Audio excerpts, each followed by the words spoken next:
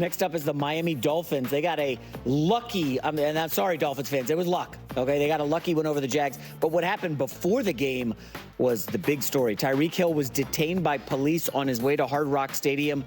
The police kind of went a little overboard, and there was a verbal. And here's Tyreek Hill afterward on what went down. Right now, I'm still trying to put it all together. So I'm not going to give you a version that I still don't know what happened. I don't want to bring it race into it, but sometimes it gets kind of iffy when you do. You feel me? So what if I wasn't Tyreek Hill? Lord knows, like, what that guy or guys would have did. You feel me? I'm just glad that my teammates were there to, like, support me in that situation because I felt alone, and when they showed up, it made me realize that we got a good team this year, dog, for them to put their life on the line. You know what I'm saying? So it was amazing to see, man. Yeah, weird situation. According to a reporter who was there, Tyreek has been cited for careless driving. I don't even know what that is, and a seatbelt violation. Yet somehow it escalated to get on the ground. Let me put your hand. Seatbelt violation? I don't know. You got to do. Sorry, law enforcement. Got to do better than that. It's a good thing, Samaritans out here were videotaping the thing because it looks like something bad went down. If you're looking at the screen, it's like, oh my gosh, what happened? It's like, oh, he wasn't wearing his seatbelt and careless drive. I don't.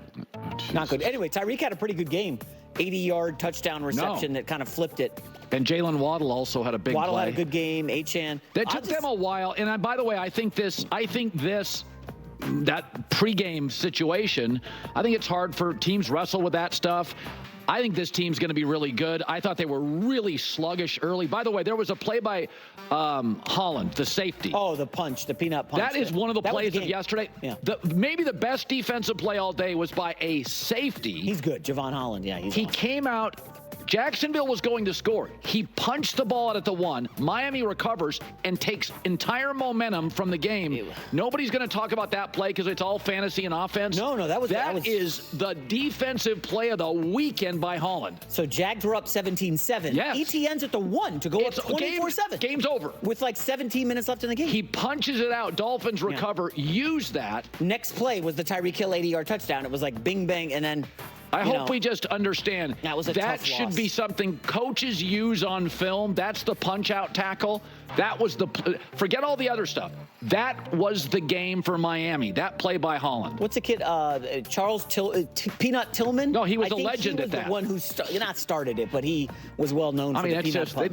They're down 24-7 without that play by Holland. Over, yeah. Game over. I don't know what to do with the Jags, Colin. Trevor Lawrence was completed 3 passes in the second half. For 27 yards?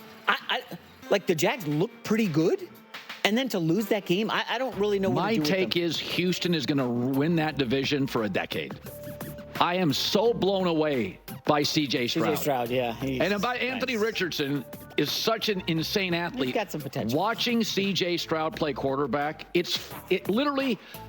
I feel bad if you have a young quarterback and you watch C.J. Stroud. He makes everything look so effortless.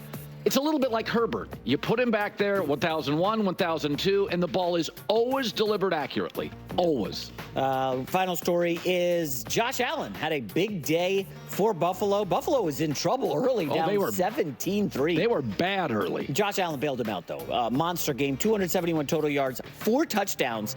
He had 2 rushing, 2 passing. He really put the team on his back. You don't want to think MVP after one game. Here's my question. Colin, he's the whole offense again. Well, that is a problem. So Harbaugh gets to the Chargers. Immediately, he takes the burden off Herbert. Yeah. How many years I'm watching them and I'm watching all the weapons Philadelphia has and the Niners have and the Detroit and the Rams have. Are we just going to be the Josh Allen-centric show again? Is that all the offense is? That's it? Yeah, not sustainable. It's not layered at all. It's like, I like Cook, but it's just Josh Allen is Superman. Put a cape on it. But who are you more concerned for? Remember, Lamar Thursday, we both agreed, ran way too much. He's taking hits. He's got excellent weapons. Andrews, that receiving core is the best he's had in years. Flowers. I feel like I just watched it, and I'm like, yeah, Josh Allen's great. Okay, I know that's been established. Yeah, is Matt Collins? I think they could go out and get a receiver at the trade deadline. I really do. If I was them, I would look at the Raiders and Devontae Adams. You got to give, this team has to have a second gear beyond Josh Allen. Huh. Yeah, listen, I don't think the long term this is going to work, but I think Allen could win the MVP if he's doing this stuff every week. Who cares? It's football. We don't care about MVPs. Yeah, but he's always been like the second banana to Mahomes, you know. Yeah, but we know he's a great player. We all know that.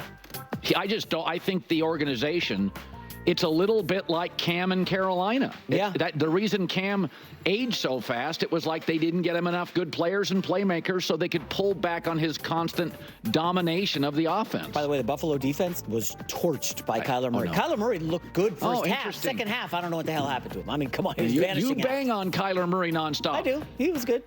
His little feet. He was better than Joe Burrow yesterday. No, he is. First of all, Bills Arizona was one of the most. That was one of the best games to watch. I think it was the first kickoff return, and the new rules was by DJ Dallas. Arizona. Here's the thing: if you don't get the kick into the end zone, the returner has such a runway. There's only one line of people, right? And they're all way back, and it was like, oh, geez, there's something there. I mean, DJ Dallas was like the number 3 running back with the Seahawks. Seahawks, that's right. And I'm watching him, and I'm like, he's a kick returner. Boom, gone. Yeah, that wildly entertaining game. Good game, sir, certainly. J-Mac with the news. Well, that's the news. And thanks for stopping by. The Herd Lie News. Well, so I sat and I watched every snap, maybe regrettably, of the Bears-Titans. There was no offense. It was all defense and special teams. Here's the good news for Chicago. You won a game that in the history of your franchise you would normally lose. I mean, you would do what Tennessee would do. You'd outplay somebody and lose. You got outplayed and won. That never happens in Chicago. So, but that's about it for the good news. Here's 2 things I worry about with the Bears. Caleb Williams has got to get more accurate. 3 times last year at Southern California, he completed under 58% of his throws. He only completed 50% of his throws in the preseason, and he completed yesterday 48%. He's got to get more accurate quick. All right, like that, period. And what concerns me, he doesn't have a McVay or a Shanahan or a Sean Payton or an Andy Reid to smooth out the rough edges. He just doesn't. So Chicago averaged 2.8 yards a play yesterday. That was worst in the league. And Tennessee's defense is good. It's not that good. So listen, I get it. All the young quarterbacks struggled. But I thought Bo Nix was better than everybody thinks, but I get it.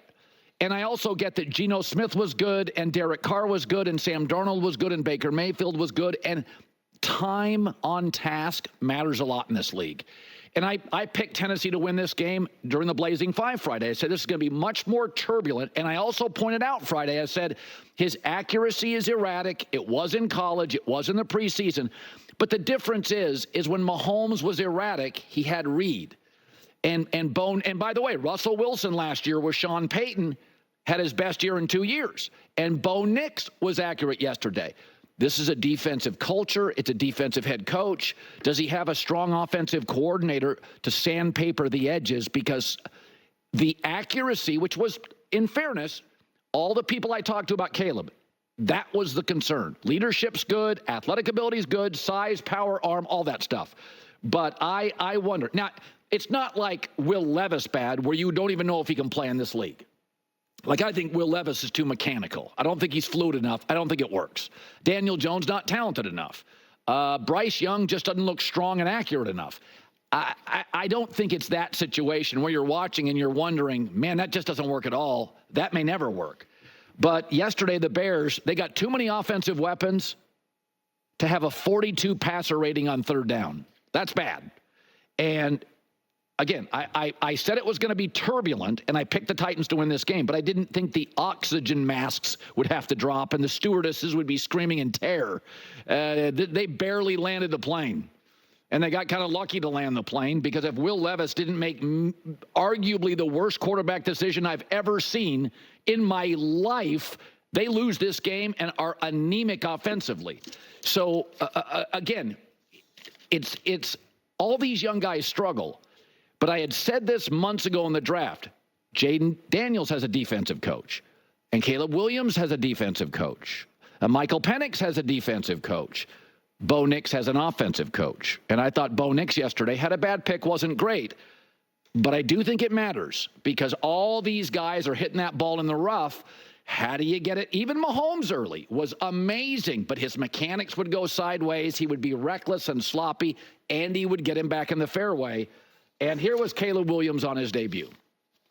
I sat down, enjoyed the moment, and just watching all the guys celebrate, understand that I need to be better, I will be better. Whether it's a win or loss, you expect yourself to play a certain way. You expect yourself to go out there and perform a certain way. That didn't happen today, and so, it's enough motivation for me. We're going to, somebody else's home this week.